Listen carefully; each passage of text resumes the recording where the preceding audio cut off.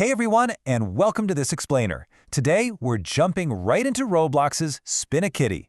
We're going to break down the core mechanics and, crucially, look at an active codes guide to really supercharge your progression.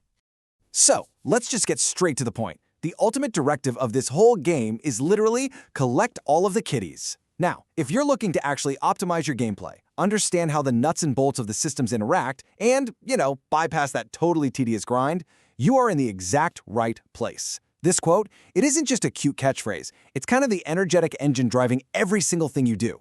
Every roll, every upgrade, it's all in service of this one massive feline collecting goal. It's simple, it's super motivating, and it really sets the stage for the gameplay loop we're about to tear into. All right, let's hit section 1, the core objective. So, knowing you need to collect all these kitties is one thing, right? But how do you actually pull it off? Well, it boils down to a pretty perfect cause and effect loop. Step 1, you roll your dice. Simple enough. That action leads directly into step 2, unlocking those super cute kitties. But wait, you don't just hoard them in your inventory. Step 3 means you actually have to strategically place them on your plot. And why do we do that?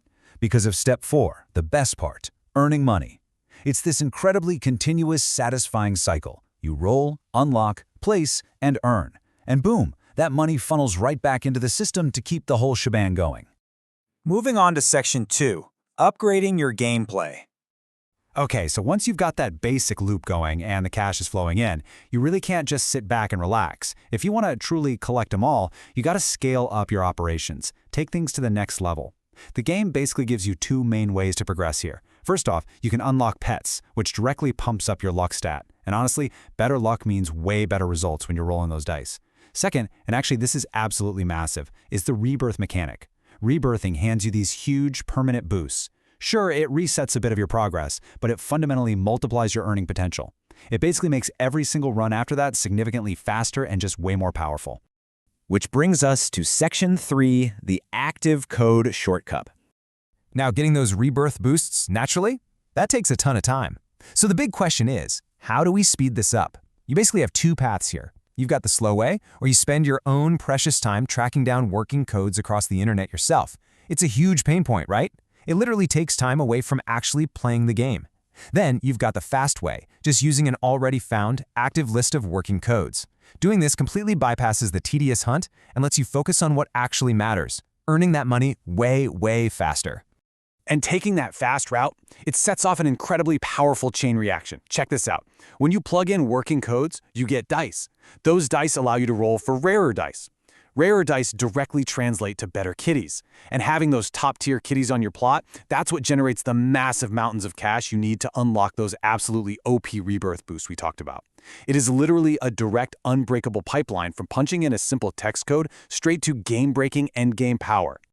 Just to be absolutely crystal clear on this, active Spin a Kitty codes are basically your ultimate optimization tool.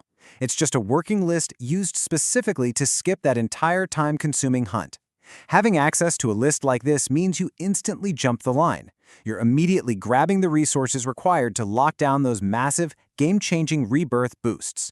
Seriously, it's the ultimate insider tip if you actually want to respect your own playtime. So, that leaves us with one final thought. You now know the mechanics, you understand why those rebirth boosts are so crucial, and you've seen the undeniable advantage of using that active code pipeline. So what's it going to be? Will you spend your valuable time just stumbling around in the dark hunting for codes? Or will you use an active list to start rolling for those ultra-rare kitties right this second? I think the efficient choice is pretty clear. Thanks so much for joining me for this explainer, and hey, happy collecting.